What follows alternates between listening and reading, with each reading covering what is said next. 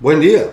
Desde el corazón de Texas, soy Pete Angle y bienvenidos a Sentido Común, el más común de los sentidos, pero el menos usado.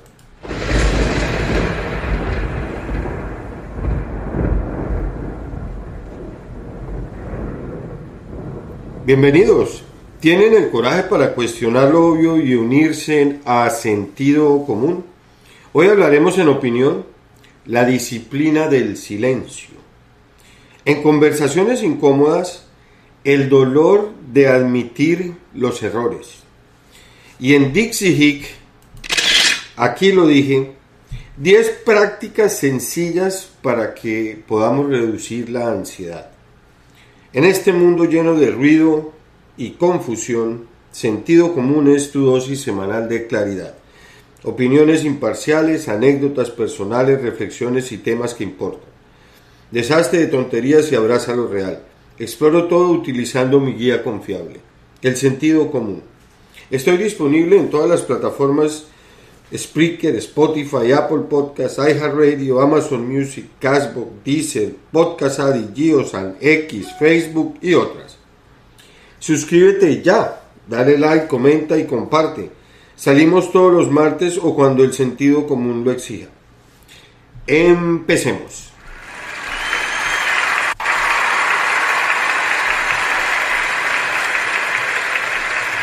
Bienvenidos a el episodio, el podcast número 2 de este año 2026.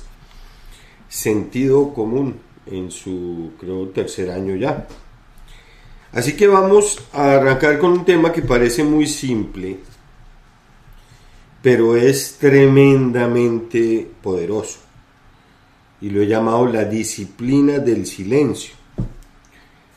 Tomaba esta información de un post, creo que fue en X, este fue un screenshot que tomé, donde decía sobre John Rockefeller. John D. Rockefeller, el hombre más rico de la historia moderna.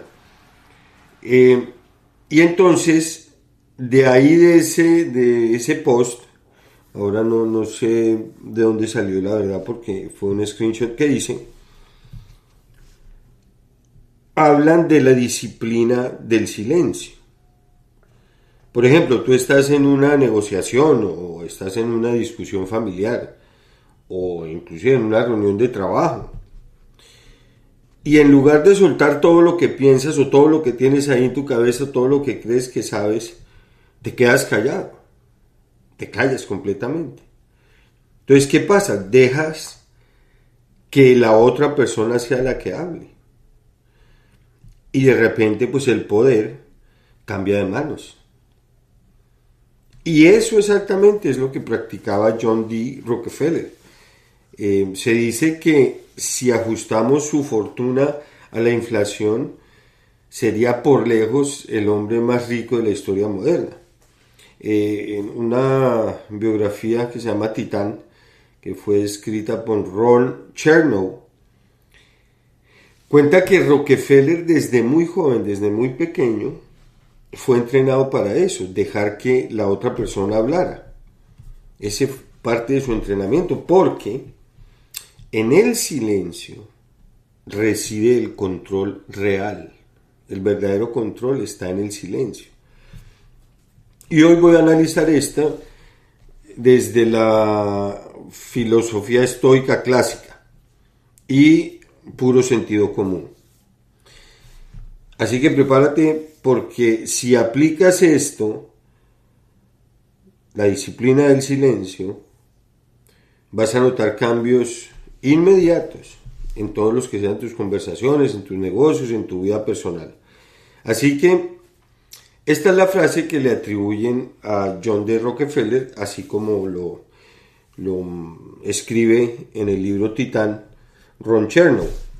Dice, Rockefeller decía esto: el éxito viene de mantener los oídos abiertos y la boca cerrada.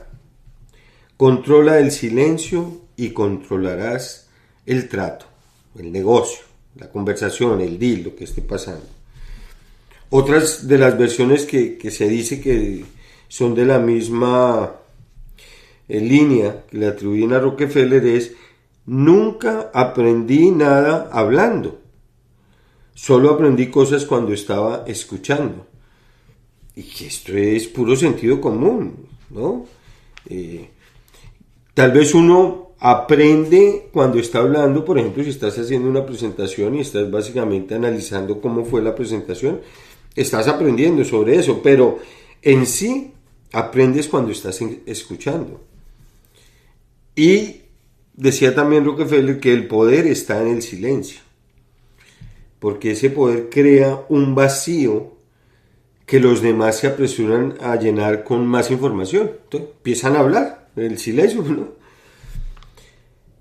Y Rockefeller no era muy conocido por ser un charlatán, por el contrario, era más bien reservado, inclusive hasta misterioso, siempre fue muy alejado y evitaba la prensa a toda costa. En cambio, todos sus competidores se andaban jactando de los planes, de lo que iban a hacer, y él simplemente escuchaba, observaba y en consecuencia así actuaba, ¿no? Entonces, esto le permitió dominar completamente el petróleo. Y nadie sabía exactamente cómo lo hacía porque tampoco se lo decía a nadie. Entonces, vamos a analizar desde el estoicismo, porque en el estoicismo amamos el silencio. Esto pues, aparte de la crianza de Rockefeller, no es casualidad que haya sido criado en un hogar que fue muy disciplinado, muy estricto. Pues digamos que encajó perfectamente en este pensamiento de el que maneja el silencio controla el espacio, pudiéramos decirlo de una manera más directa. Por ejemplo, miramos Epicteto, siempre decía: tenemos 2 oídos y una boca para escuchar el doble de lo que hablamos. Acuérdense que para el estoicismo el tener el control es muy importante, y nosotros tenemos el control de nosotros mismos, eso depende de nosotros. Y nos enseña que no controlamos lo que los otros dicen, no sabemos qué van a decir, pero sí controlamos nuestra respuesta. Cuando hablamos de más, estamos cediendo el control, porque estamos revelando las cartas, estamos expresando nuestros planes, estamos, no sé, manifestando nuestros miedos o inseguridades. En cambio, el silencio nos mantiene dueños del momento, de nosotros mismos, el silencio activo, ¿no? No estamos relajados sin escuchar y mirando, no, estamos activamente participando, pero en silencio, escuchando. Y así lo entendía Rockefeller. En todas las negociaciones, él siempre dejaba que el otro se emocionara o se enojara o empezara a revelar debilidades, y mantenía más lo que hemos hablado antes de las preguntas, el preguntar. Y él solo escuchaba. Al escuchar, el poder estaba básicamente de su lado. Manejaba la situación. Marco Aurelio hablaba de la moderación cuando hablamos. En las meditaciones, en el libro 4, él dice que no desperdicies el resto de tu vida en pensamientos sobre otros. Concéntrate en lo que está en tu poder. Concéntrate en lo que tú puedes controlar.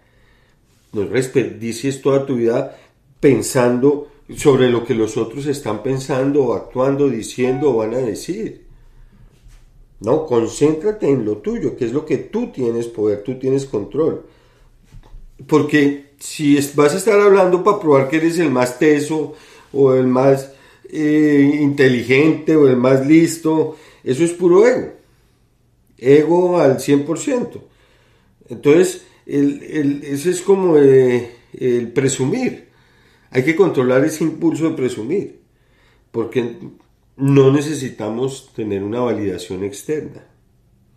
¿Para qué? Nosotros los estoicos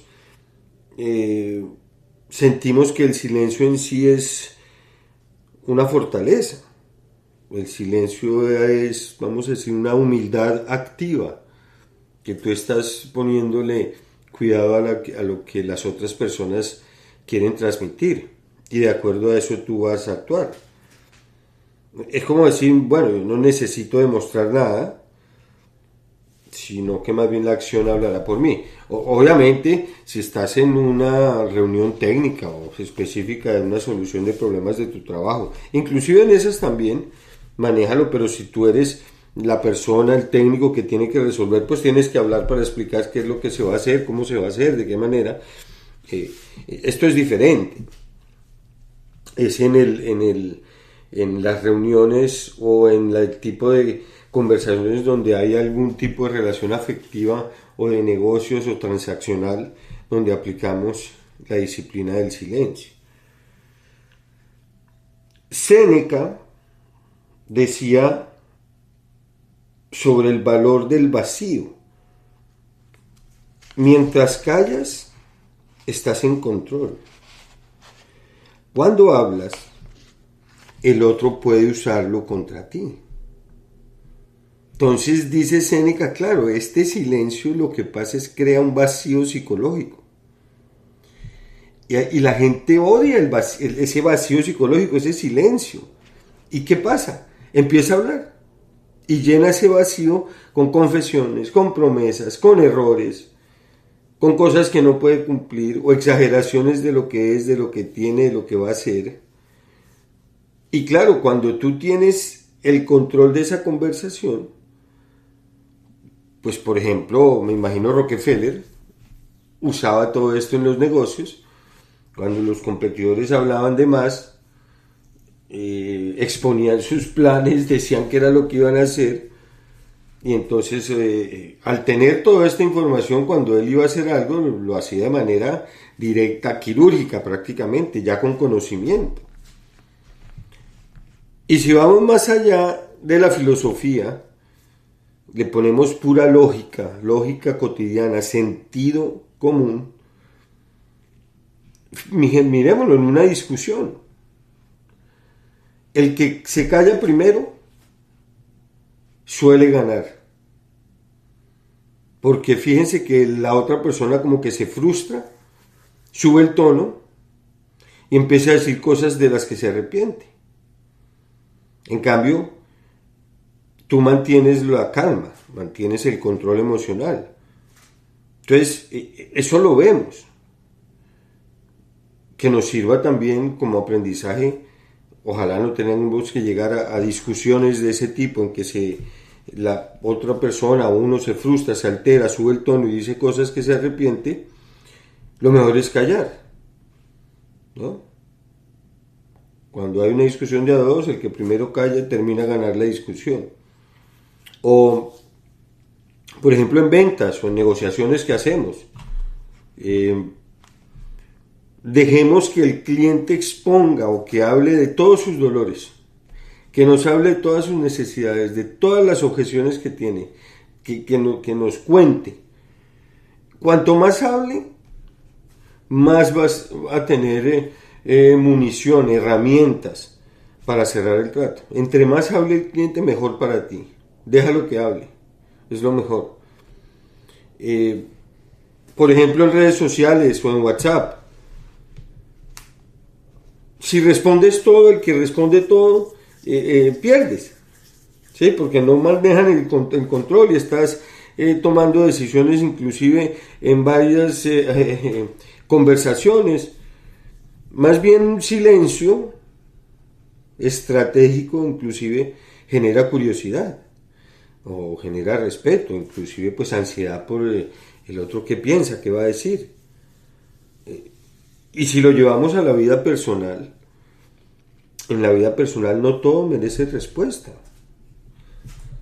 A veces cuando uno ignora un comentario tóxico, la victoria es más grande, el sentimiento de victoria. No estoy diciendo que vamos a estar buscando victorias en nuestro comportamiento, pero cuando de verdad no merece respuesta, lo mejor es ignorar ese comentario, ni pararle bolas, echarlo para atrás y pasar sobre eso. O sea, una regla de oro del silencio, y esto es puro sentido común, es: habla solamente cuando añadas valor a esa conversación.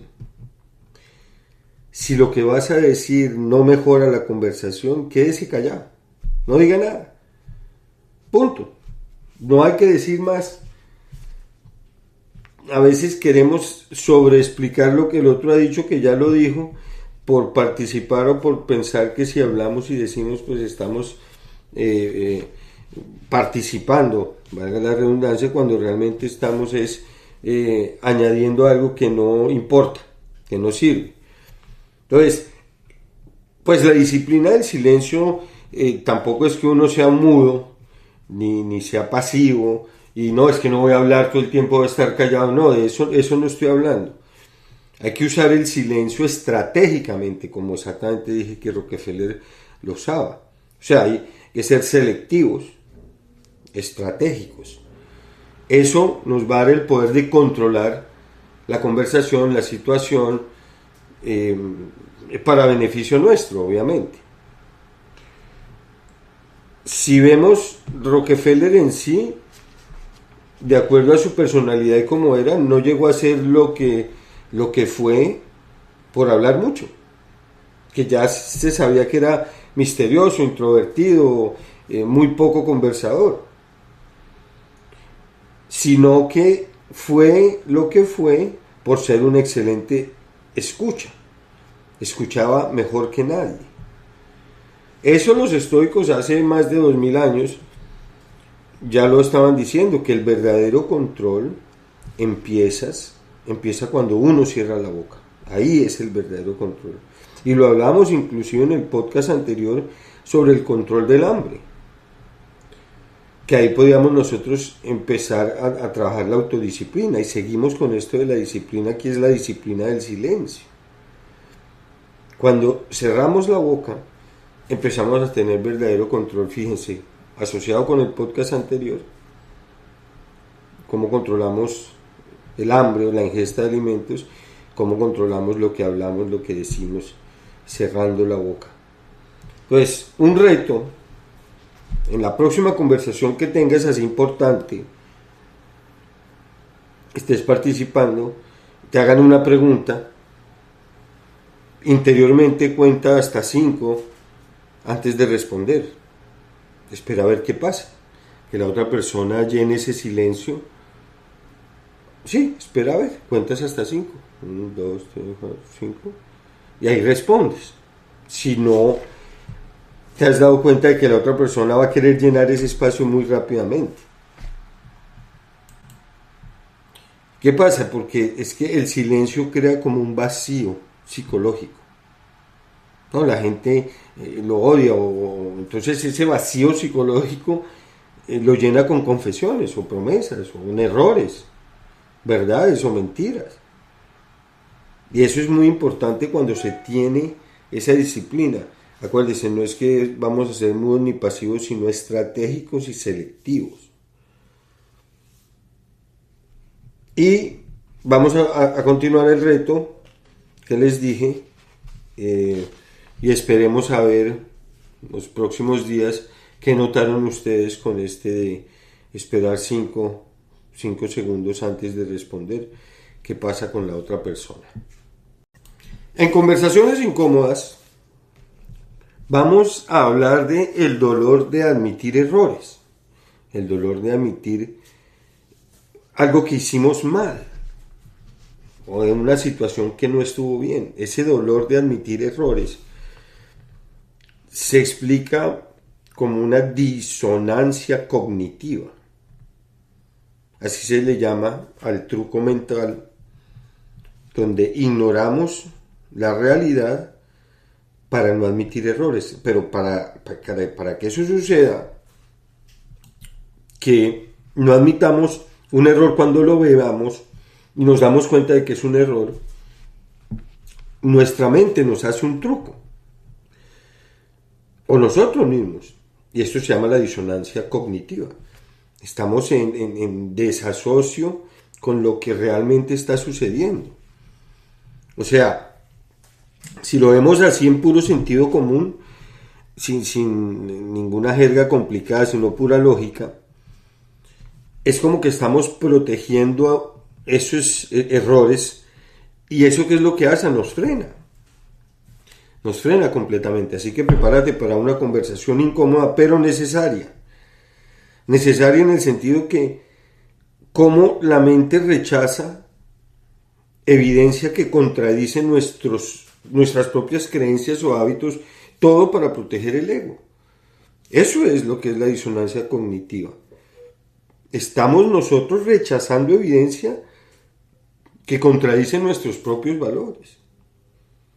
Por ejemplo, el que se queda en un trabajo que odia y sigue en el mismo trabajo y habla mal de ese trabajo y odia ese trabajo.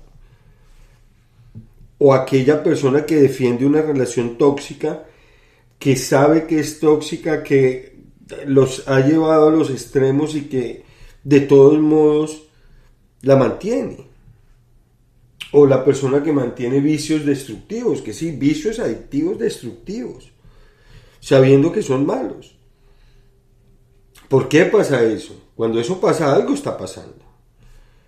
Y ya, entonces, como que admitir que se tiene ese error o esa mala conducta es como aceptar que se ha desperdiciado puro tiempo, se ha desperdiciado esfuerzo, se ha desperdiciado inclusive la misma identidad de uno, porque está dependiente uno, por ejemplo, en los vicios destructivos de las enfermedades causadas por, vamos a hablar, por ejemplo, las drogas, o el cigarrillo, el alcohol, ¿no? Todos esos daños o esas situaciones tóxicas, conflictivas, parten que no queremos admitir el error en el que estamos, persistimos en el error.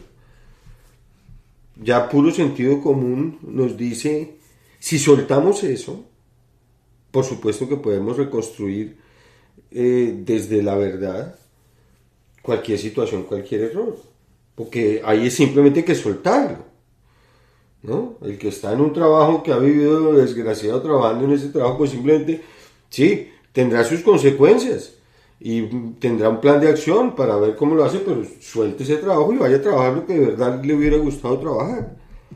O va a esperar cuando se jubile o cuando se muera para trabajar en lo que le gusta. Pues esa es una decisión. Esa es una persona que vive en una disonancia cognitiva toda su vida con respecto a eso. ¿Ok? Y es que en sí no es psicología así de libro, yo no soy psicólogo. Esto es vida real, ¿no? Por ejemplo, cuando alguien te dice, no, es que este año mi pareja sí va a cambiar, no, este año sí yo lo veo, no, es que va este año, y pasan años y mi pareja sí, este año sí, y no pasa nada. O llevas 2, 3 años en un negocio y aquí lo pones y ves que no da, y dices, no, es que este negocio va a despegar, pese a que lo único que ha traído son pérdidas obvias. Entonces, es a veces, o es muy cómodo, justificarnos y justificar cuando se persiste en el error. Entonces pero eso, ¿qué pasa? Eso nos estanca. Entonces quiero analizar los 4 puntos que suceden cuando nosotros estamos en ese proceso de admitir errores, darnos cuenta por qué pasa que nos duele el admitir errores, pero sobre todo qué podemos hacer para ¿no? pasar sobre esos errores que hemos cometido y aprender para crecer. Y el primer punto es el costo de admitir el error duele más inclusive que el error mismo. Ese es el primer punto. Admitir que hemos errado.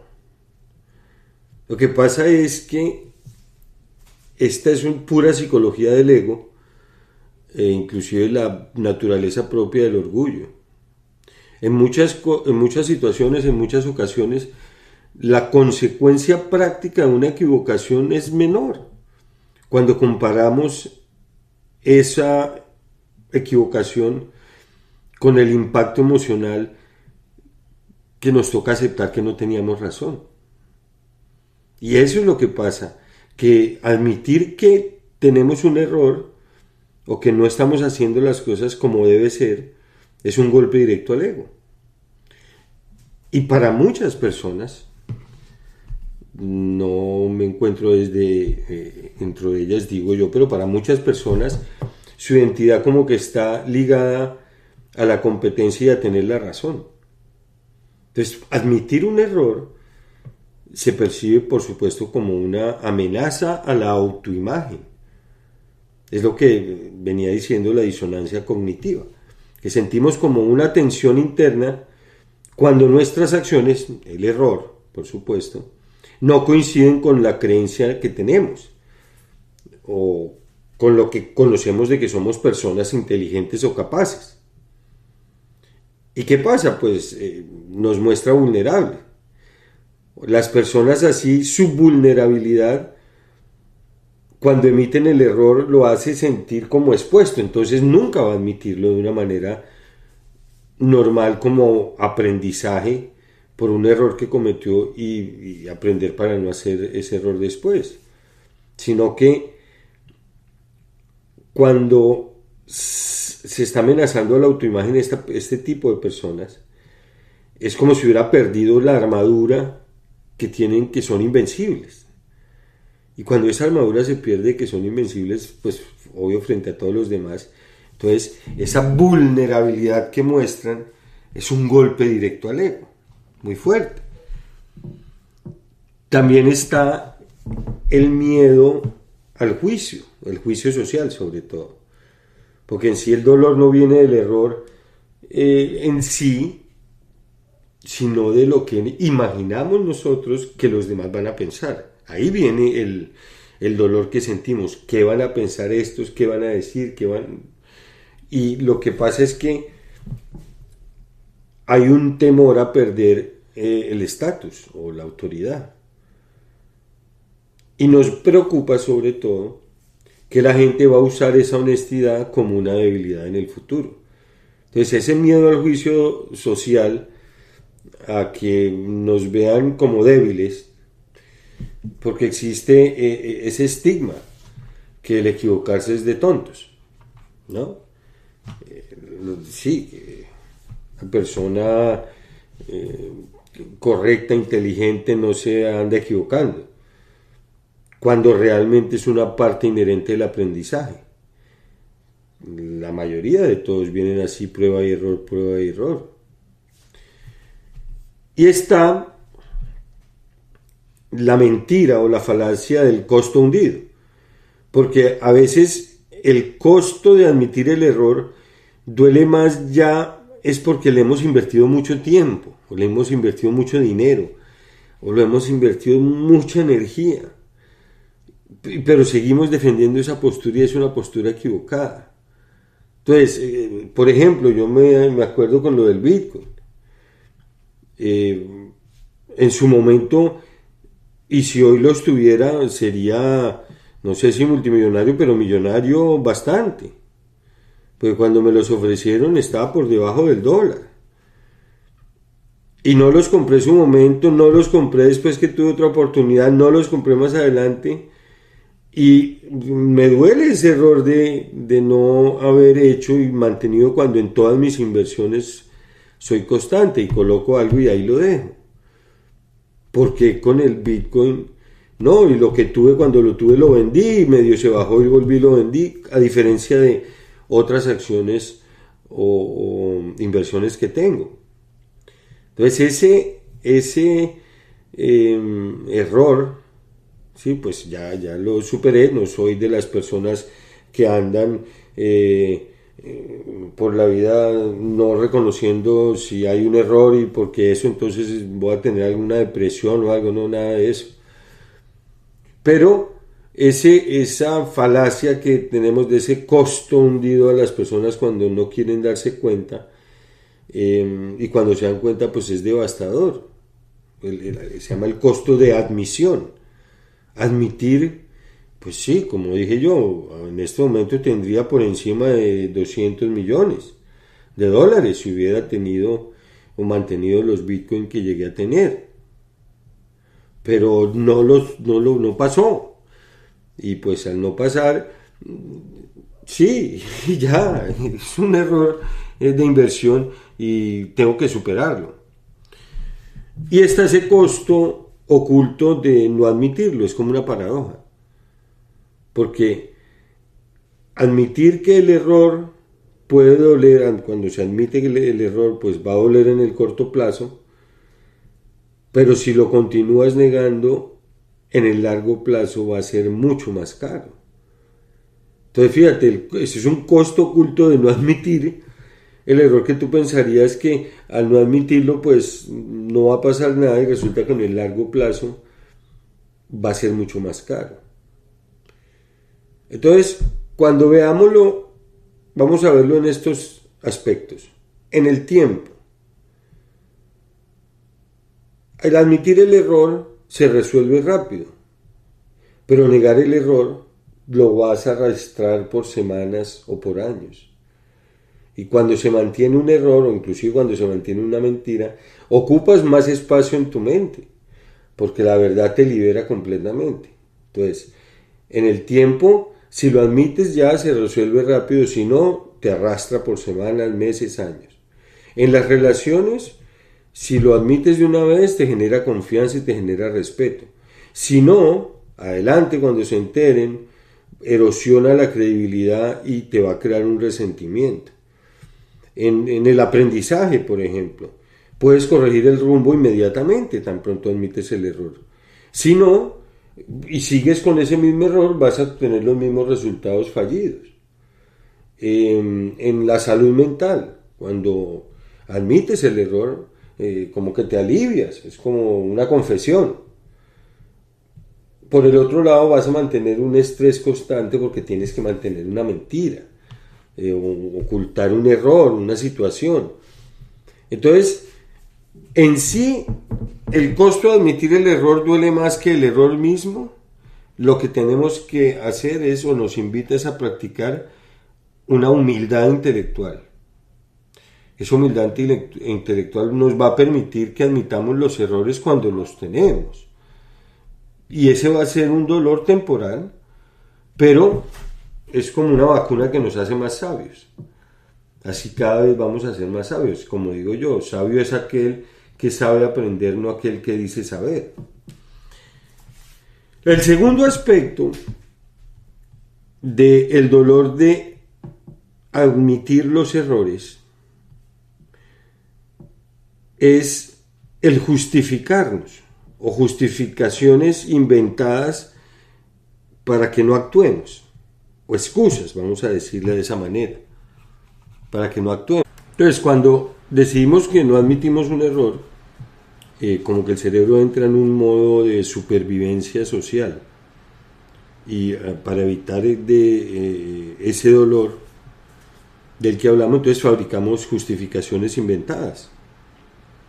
Algunos dirían racionalizaciones, pero son justificaciones inventadas, o son como trampas mentales que nos permiten posponer la acción y proteger de alguna manera nuestro ego, pero estas son a un precio muy alto.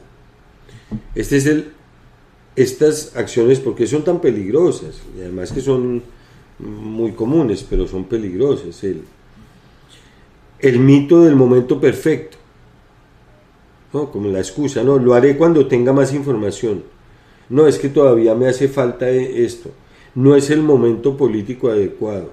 No, tengo que esperar a estar menos estresado. Estoy como que buscando el momento perfecto para hacerlo y no se hace.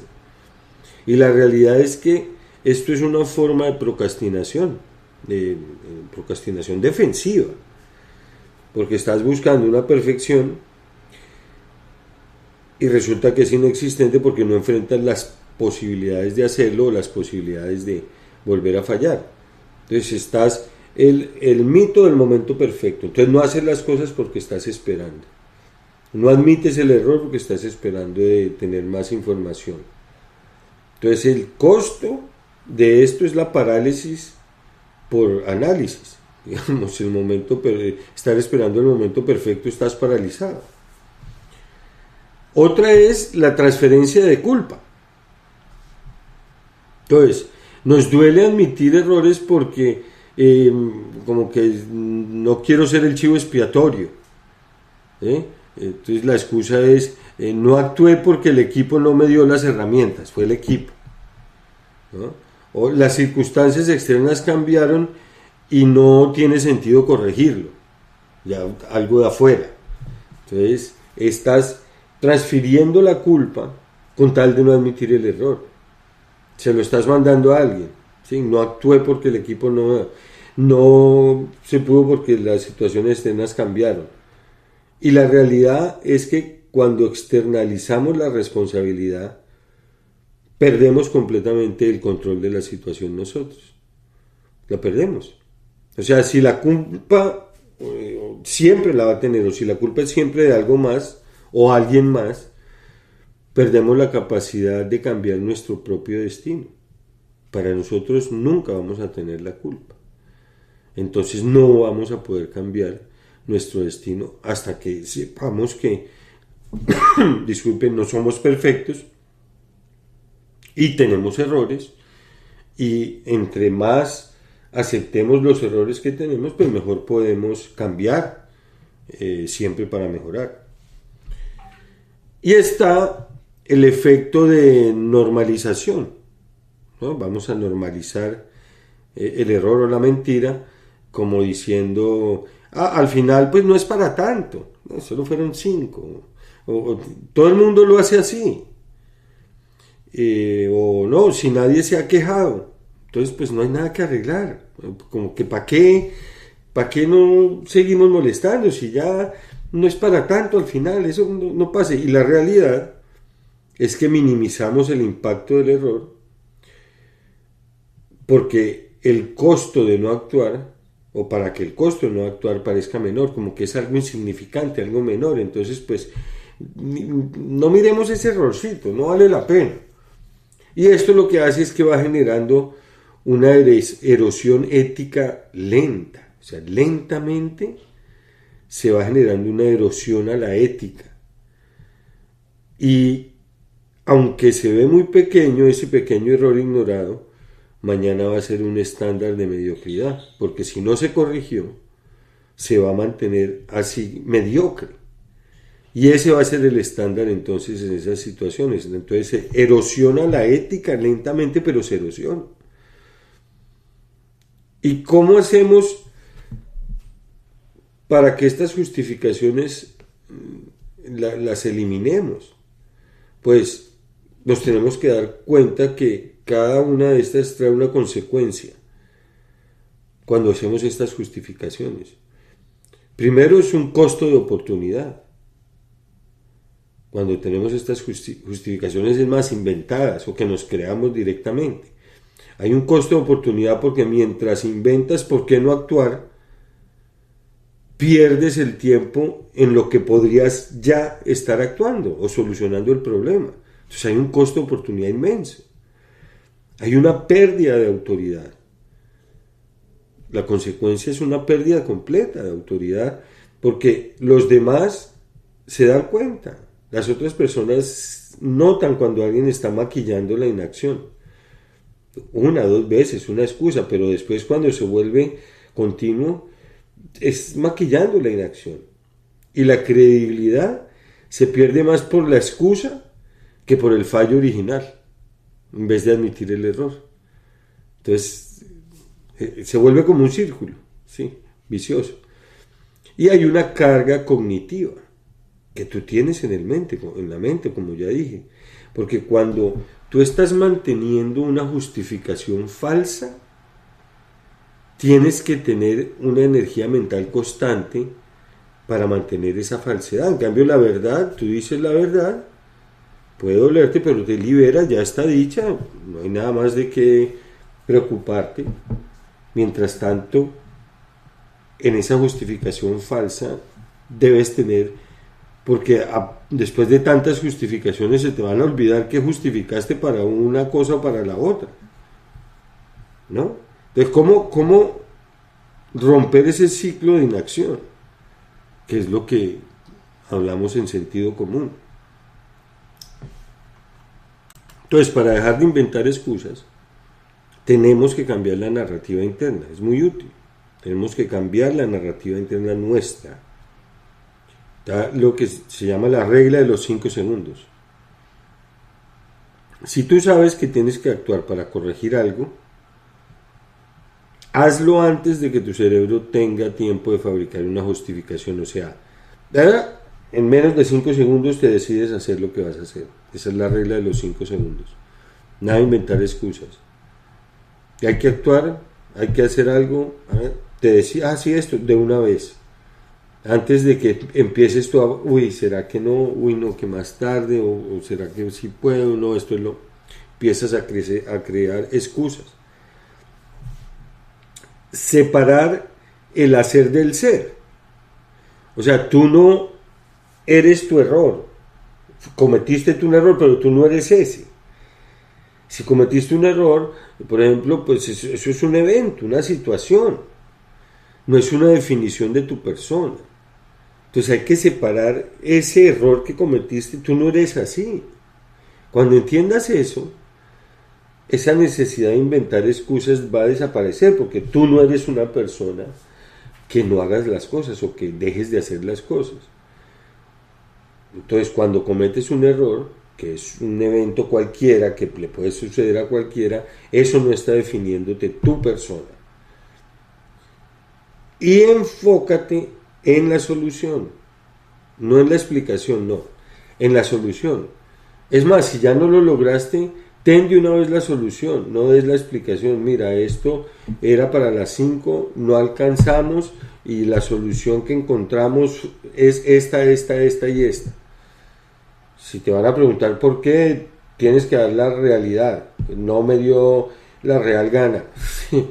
Me fue a ver televisión en vez de hacer lo que tenía que hacer y por eso me demoré, pero aquí ya está la solución y esto no volverá a pasar. Alguna cosa así, me imagino. Porque finalmente a nadie le importa por qué no se hizo. La excusa a nadie le importa. Sino cómo es que se va a resolver ahorita el problema. Entonces, cuando estamos hablando, enfocándonos en la excusa, que por qué esto no por esto y que no lo hice por esto y que por esto es esto y por esto estamos justificando algo que a nadie le interesa, ¿no? Entonces enfoquémonos en la solución, no en la explicación, y de esta manera podemos romper ese ciclo de inacción y de estar justificando o manifestando, diciendo justificaciones inventadas inclusive para que no actuemos. Y el tercer aspecto por el cual nos cuesta o nos duele admitir errores es el ser prisionero de tu yo pasado. Es decir, que tus decisiones actuales no están basadas en quién eres hoy o en en la persona que quieres ser, sino en las etiquetas, en los errores, en los compromisos de la persona que fuiste hace años. Entonces son como rejas invisibles que tienes como en tu celda mental. Son rejas invisibles que tú no ves, pero estás prisionero de ese yo pasado. Y ahí está lo que se dice la trampa de la coherencia. Sentimos como esa presión interna por ser coherentes con lo que dijimos o hicimos en el pasado. Por ejemplo, es que siempre he sido así. Si cambio de opinión ahora, parecerá que antes estaba equivocado. ¿Quién ha dicho? Eso lo que te da es un costo porque te niegas el derecho a evolucionar. La coherencia con un error o con una versión limitada de uno mismo inclusive no es integridad, eso es terquedad. Por ejemplo, al principio, cuando estaba iniciando la universidad, tenía varios pensamientos socialistas, aunque yo siempre fui muy conservador y de derecha. Pero esos pensamientos rápidamente fueron desapareciendo apenas empecé a ver la realidad, el trabajo, la familia, las situaciones, el sentido común. Entonces, hubiera persistido en el error por algo, porque siempre he sido así, o porque mi familia es así, o porque es lo que me han visto y si cambio de opinión ahora no. Esa trampa de la coherencia es más, somos incoherentes. Que la coherencia es en sí admitir que uno es de la persona, de la forma que es, obviamente pues corrigiendo errores de comportamiento que se tengan, pero cuando uno admite y sabe quién es, va a actuar de una manera siempre igual, no va a tener máscaras, ¿no? Y cuando uno admite que tiene un error, está evolucionando porque uno no quiere admitir, no quiere cometer ese error otra vez. Y para no cometerlo nuevamente tiene que hacer un cambio. Ya sabe que en la próxima vez que haya una situación de esas, por ejemplo, en una conversación, guardará silencio, escuchará lo que vimos en el segmento anterior. Por ejemplo, practicar el silencio. Que eres una persona que hablas mucho, que cuentas mucho, que entonces, porque siempre ha sido así, no puedes cambiar. Esa es una presión interna que se llama la trampa de la coherencia. También tenemos el lastre de las etiquetas antiguas, porque muchas veces inclusive se vive bajo definiciones que fueron impuestas o que en muchas ocasiones nos impusimos nosotros mismos. En la infancia o en la juventud le decían el tímido, el rebelde, ay, es que el que no es bueno para las matemáticas. Entonces, claro, actuamos inclusive y si cometemos un error, ay, es que nunca fui bueno para las matemáticas. No, pues son etiquetas antiguas, como así que estoy echándole la culpa al que nunca fui bueno para las matemáticas a un error que estoy cometiendo en este momento. No tiene nada que ver. Entonces, ¿qué hemos crecido? Nada. Entonces, cuando actuamos según ese guión así antiguo, lo que nos da es como una falsa sensación de seguridad, que es lo que conocemos. Aunque eso, por supuesto, ya no nos quede bien, ¿no? Tenemos que tener, si de verdad queremos, ahí sí, ser coherentes, entender que somos procesos, no somos un producto terminado, que nació y ya tenemos todo, no, somos un proceso, esa es la realidad. Y al ser un proceso, que no somos un producto terminado, vamos creciendo y evolucionando diariamente. Está también la deuda emocional, o sea, el sentimiento de culpa y de vergüenza, ¿no? De que yo he cometido errores, yo he cometido muchísimos errores en el pasado, entonces pues como que ese yo presente sigo cometiendo o pagando los intereses de esos errores del pasado, los intereses de esa deuda. Pero si esto fue algo que sucedió, alguna situación, un error de hace 5, 7, 10 años, ¿quién ha dicho que vas a seguir bajo ese mismo problema o ese mismo error? Si ya lo superaste, simplemente me imagino crecer sobre lo que pasó, lo que sucedió, el error que cometiste, ver los pasos para que no se vuelva a hacer, pero tienes que salir de esa culpa que tienes. Digamos, cuando hoy te castigas por lo que hiciste ayer, estás impidiendo que la persona de hoy y mañana sea mejor.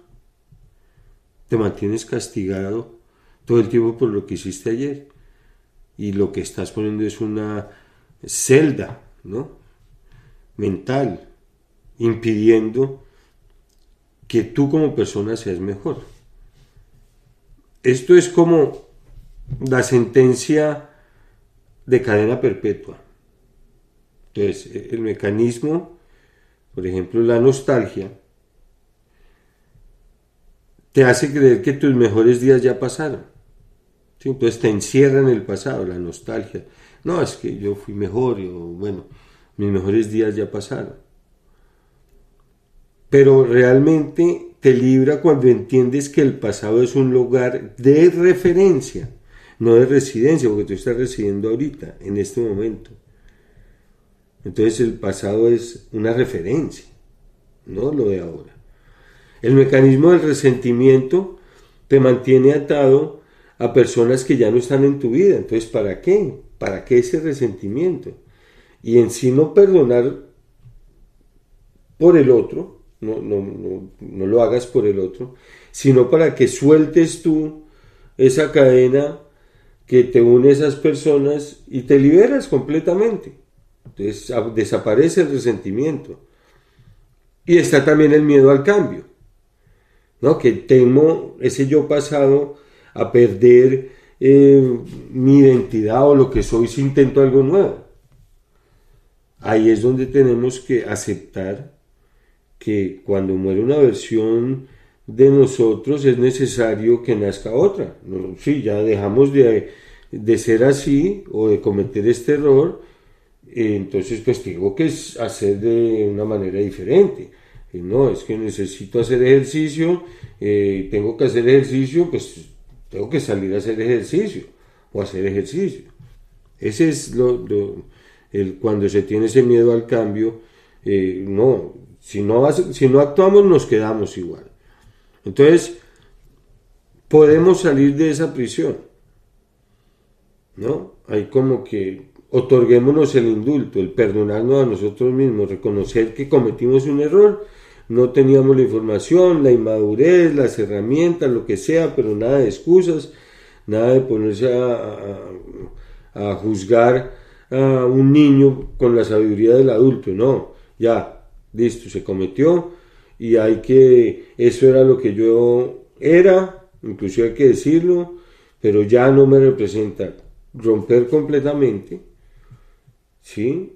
Y cuando tengas la intención o las ganas de intentar explicarte, simplemente te tienes que dar cuenta, 5 segundos y cambiar de tema. O pasar a lo siguiente. Está la regla de la actualización, que es como por ejemplo un software en el teléfono que se está actualizando. También pregúntate tú, esa actualización, si hoy fuera el primer día de mi vida y no tuviera historia, ¿tomaría esta misma decisión? Si hoy fuera el primer día de mi vida y no tuviera historia, ¿tomaría esta misma decisión? Entonces, no es tan viejo, nadie es tan viejo como el que sobrevive a su propio entusiasmo y se convierte en el guardia de su propia celda, perdón. O sea, nadie es tan viejo como el que sobrevive su propio entusiasmo, claro. Y lo que pasa que si no se convierte en un guardia de su propia celda porque no sale porque es viejo, no hace porque es viejo y resulta que no. Y finalmente, si hemos visto estos 3 aspectos por los cuales nos duele admitir los errores, el costo de admitir el error duele más que el error mismo, ya lo hablamos, justificaciones inventadas que hacemos para no actuar, o el prisionero, o estar prisionero de tu yo pasado. ¿Qué tenemos que hacer? Tenemos que utilizar inteligencia real, o sea, aprender a desaprender. Lo que ya hemos aprendido, ¿cómo hacemos para desaprenderlo? Entonces, para terminar con sentido común y lógicamente, si el costo de admitir el error duele, y si nos inventamos excusas para no actuar porque somos prisioneros de ese yo pasado,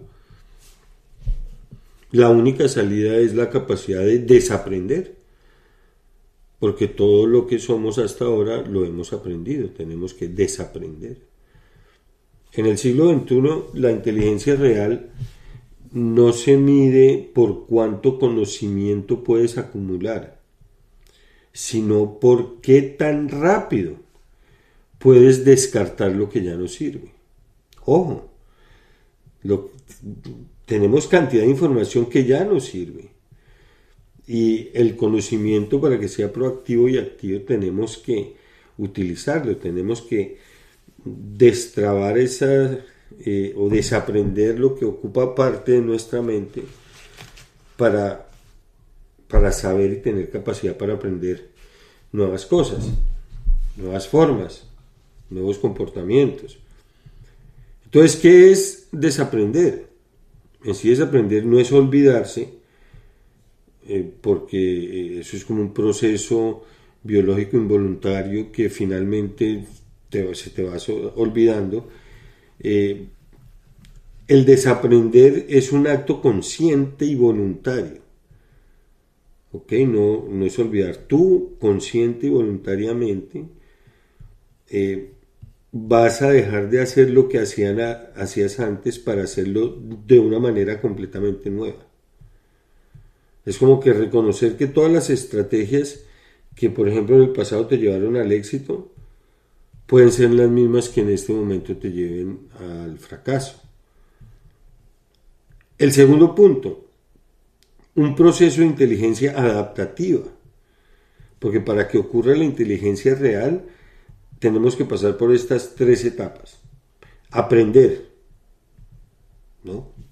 Hemos desaprendido unas cosas, entonces la capacidad de aprender, adquirir nuevas habilidades o conceptos. Desaprender, identificar qué creencias o hábitos han quedado obsoletos o son tóxicos, como las justificaciones para no actuar. Entonces hay que identificarlos. Y reaprender, integrar ese nuevo conocimiento que has aprendido en el espacio vacío que dejó el anterior, el que desaprendiste. ¿Qué pasa con la inteligencia falsa? Porque hay obstáculos. A diferencia de la inteligencia real, la falsa inteligencia se aferra a lo conocido por el miedo. Entonces tenemos que aprender en esa diferencia de la inteligencia real. Hay un sesgo cuando confirmamos, porque solo buscamos información que refuerce lo que ya creíamos o lo que ya creemos, para no sentir dolor en admitir el error. Entonces, claro, estamos sesgados ya en la información. Ahí es donde viene esa rigidez mental que hemos hablado también desde el estoicismo. Cuando creemos que aprender no es solo añadir capas, sino que hay que quitar las que ya no estorban. Eso es aprender. Añadir capas en el conocimiento de las habilidades, de lo que podemos hacer, pero quitar las que no usamos y nos estorban. ¿Ok? Y la paradoja final, el vacío necesario. Bruce Lee, de quien inclusive ya hemos hablado, decía: vacía tu copa para que pueda ser llenada. Quédate sin nada para ganar la totalidad. Esa es la inteligencia real, que es humilde por naturaleza. Entiende que el conocimiento es provisional, porque para cambiar tienes que estar dispuesto a decir: lo que sabía ayer ya no es suficiente hoy. Lo que yo digo, sabio es aquel que sabe aprender, no aquel que dice saber. Esto rompe las cadenas de ese yo pasado y elimina completamente esas justificaciones innecesarias, justificaciones inventadas que no vale la pena, porque ya no tienes miedo a ver el error como lo que de verdad es. El error es el combustible del aprendizaje. Entonces, en resumen, admitir el error es el primer paso. Ese es el costo inicial, admitir el error. Dejar de justificarse es el proceso, no más justificación, porque esa es la limpieza. ¿Por qué me voy a justificar? Soltar al yo pasado completamente, esa es la liberación. Salir de la prisión, el yo pasado. Yo ya no soy esa persona, no me puedo atar al yo pasado. Y desaprender es la maestría, es la inteligencia real. Y por último, en Dixie Hick, aquí lo dije, 10 prácticas sencillas para reducir la ansiedad. Y las voy a prácticamente decir en los últimos 5 minutos porque ya llevo 59 minutos con 53 segundos en este momento del podcast y la verdad es que el tema ha estado tan interesante que se me ha pasado el tiempo. Espero que ustedes me entiendan y me escuchen todo el tema. Entonces, 10 prácticas sencillas para reducir la ansiedad. La primera se llama la técnica 478 o similar, que es respirar profundo y lento. Entonces, tú inhalas y cuentas hasta 4, aguantas 7 y exhalas contando hasta 8. ¿Ok? Esto lo repites 4 o 6 veces. Entonces se llama el 4-7-8. 4 inhalando, 7 aguantando, 8 exhalando. Esto baja el ritmo cardíaco, activa el sistema nervioso casi de inmediato. La segunda, hacer de 5 a 10 minutos de ejercicio rápido. Si estás en la oficina, no sé, sube y baja escaleras. 5 minutos. O haz saltos. O te estiras. Algún tipo de movimiento que queme adrenalina y que libere endorfinas. 5 minutos, 10 minutos, de 5 a 10 minutos. Rápido. Practicar la técnica 5-4-3-2-1. Cuando estés así, que muy ansioso, que tengo que responder aquí, tengo que definir acá, llamar acá, hacer esto. Entonces se llama el anclaje sensorial. Como que tú vienes, paras y nombras 5 cosas que ves, ¿no? Computador, micrófono, pantalla, lapicero, 4 cosas que puedes tocar, ¿no? Computadores, 3 cosas que escuchas. Con esto aquí, la cosa del computador, allá afuera el paso del carro. 2 cosas que hueles y una cosa que saboreas. Eso como que te trae de vuelta. Bueno, esa no la conocía. Anclaje sensorial. 5-4-3-2-1. La cuarta, bebe abundante agua. Bueno, no abundante, un vaso de agua fría. Despacio.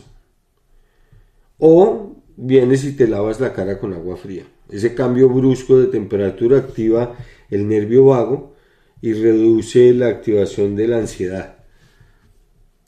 El masticar chicle, pero sin azúcar.